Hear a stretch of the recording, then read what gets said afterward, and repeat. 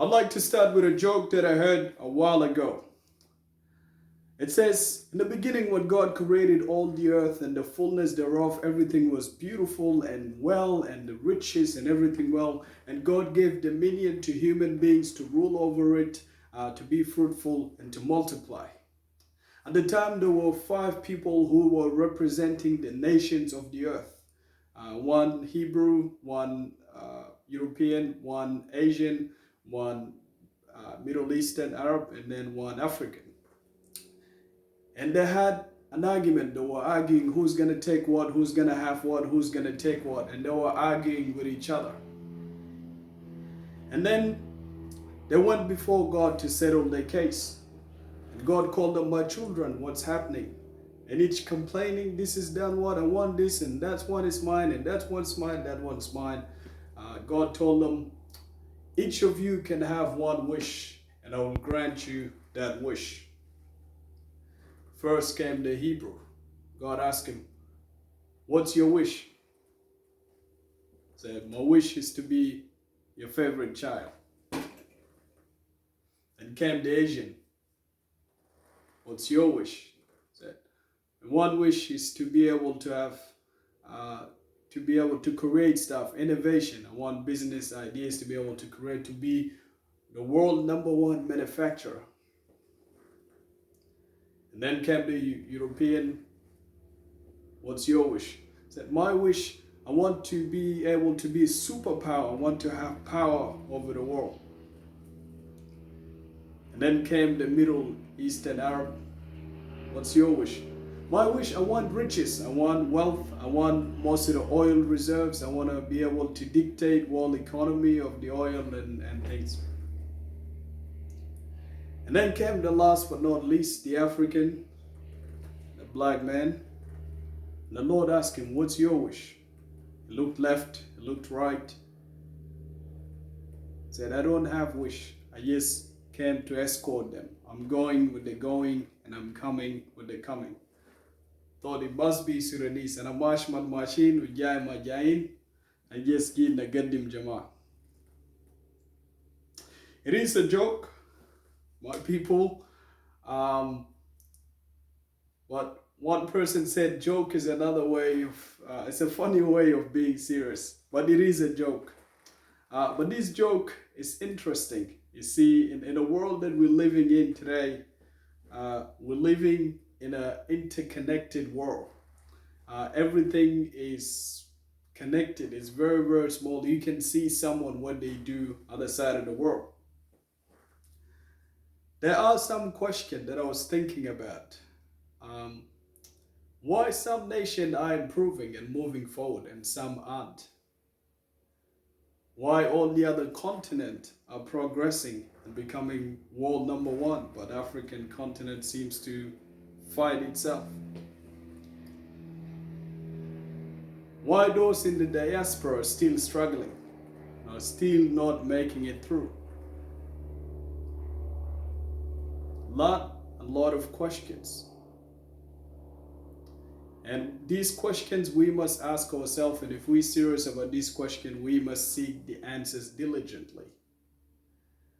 I was looking through doing a bit of research the other day, looking at the Australian Bureau of Statistics, and I looked at 2016 census. It says, so Australia is a multicultural society and a nation where full of different cultures and different people. Over 300 languages spoken in Australia, over 200 nationalities, everyone in 4 people, either immigrant or their parents immigrant. 71% speak English as a first language, more than 29% speak other languages as their first language. So we're living in a multicultural society. And the same can be said in about other first world countries such as United States, which leading the way, Canada, United Kingdom, England, and all the other nations, multicultural societies. There's a common theme when you see most of the other cultures or the other communities, they are progressing and moving forward. But when I look at my community, the African community, we seem just to be going in circle and arguing with each other, uh, anticipating what we can get and not actually having a concrete plan to move forward. And it got me thinking a lot, why is this happening? I remember in 2016, I was in a journey of self discovery, trying to connect with my own roots. Who am I as a person? What culture am I from? How did I get here? How can I connect and accept myself, to have full confidence? And I remember I would I would search through the media, but all seems to get is just negative news. If you look at Africa, all the news you get or any video is first about slavery, then colonization, then third about those who are struggling right now. Kids don't have any food. They want aid, they want aid, they want aid. And this got me very curious and frustrated. How come, How come there's no such success stories as the other countries, the other nation, what they have built? And one time I was surfing through YouTube and I came across this American professor. I don't remember his name, but he has very racist point of view. And they start talking about evolution, Charles Darwin theory of natural selection, and people, how intelligence and IQ tests and all that, and how African at the bottom of it. I was very, very frustrated. And I remember until around 1 a.m. at night, I was actually I went through online and I started the IQ test, and I did it just to prove that my IQ test is not less as what he was saying. And I did average was a bit all right, about over 100 something, and I was very happy with that. Uh, but these questions only to provoke us and to think deep in a deeper level. See, the Bible says that people perish by lack of knowledge. What you don't know, it can destroy you. It's very important to be aware, to be conscious of where we are. God created everything. However, God given the ability to human beings to progress and to take it further. So there are a couple of things that we have to do and learn and develop in order to progress as a community. If you look at many communities in Australia, very successful. But if you look at African community and especially Sudanese community, as I'm Sudanese myself, every time in the media it's always negative news. Someone did something, someone did this, and someone did that, and it's always negative news. How can we change that? How can we change that to have positive stories, to have successful business stories, to have successful individual who have progress in the academic level in many areas and doing wonderful things? How can we have those stories? So there are several things that I want to share with you. Number one is about us individually. How can we work on ourselves? Each person has a dream and has a vision that God has given you. And it's up to us individually to work in our dreams and our visions so that we can accomplish or be what God has created us. I've learned this from early age, and I give more credit to my father. It's Father's Day is coming very soon this weekend, and I'm very proud of my father. That as we were young, growing up, we didn't have much, but he invested in us or given us pearls of wisdom and things that we can learn. He was always hardworking, dedicated, and did his best to provide for us. There's this saying that he used to always say to us. He says, "Danabta sihlia gata wen."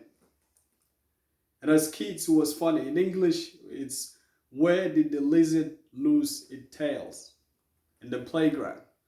And as kids, it was funny to us because we're imagining Sihlia losing its tails. It's funny and jokes and all that. We didn't understand the moral of the proverb. The proverb. So what we did is he keeps saying that to us, and we learning from him by example. But the older we got, we realized that it is a pearls of wisdom. You see, lizard moves and maneuver through its tail. So tail is very strong and has a very vital, important function to a lizard. It allows it to move very quickly from danger. It allows it to turn, it allows it to catch its prey, it allows it. So when they lose their tail, they lose their ability and capability to do things. So he was saying if you're playing too much, you lose your capacity and ability to progress and to move in life. And he always said to us that time is essential. Time is like a two-edged sword. If you don't cut it, it will cut you. There's a saying in Arabic, and the older I've grown, I came to realize that it is true. Time is very important. You cannot save it. You cannot put it in somewhere and pick it. Time is always gonna go. Whether you're productive or you're lazy, time's always gonna go. So it's for us individually to realize our dreams and our passion and where we want to progress in life. Number two, and this is a point I want to drive home, it's very important for us to work as a collective. I'm very excited when I see small businesses, small successful stories. People are doing their best. But it's very important as a community to support these small successful businesses. Because don't imagine for 1 second other people are gonna come from other community to support that small businesses. It's up to you and I. Every dollar count. There are very successful businesses out there in Australia and in other countries as well. I can name a few. We got brother Sam. He has a restaurant, Wow Kitchen in Kangaroo Point. I've checked the website. It's very successful business, and it's very important for us to support our brother when they start a business. What can we do? Even if you go and just have a glass of water and just pay $2, $3 and leave, $1 makes a difference. We have brother Joseph Coor in Perth. He opened his suit or tailored business where they do custom design suit and all different type of fashion suits. If you have time or if you're in Perth, try to support. Even if you buy a tie, you're supporting a small business. I have brother McQuell and Quell. They have their business Quell 2 Fitness. They're doing their best. They're even providing free fitness classes for people. But as a community, it's always good to support these small businesses.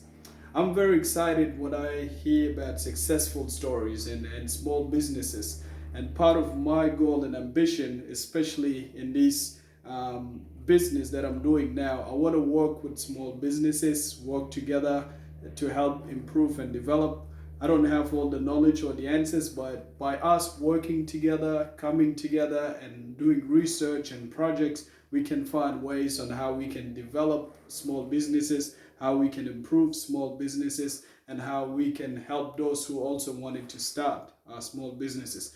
Number two, also second thing I'm very excited about, and which a project which I'm working on, I want to share successful stories. There are people out there that are working very hard. They're doing their job from 9 to 5. They're doing great work in the community, but we don't hear these stories. But I'm excited about the project coming ahead. We're going to interview these people. We're going to hear from them. We're going to hear their stories. And let us celebrate our stories, because our stories, that's what makes us. So that's a short message that I want to share, that nothing is for free.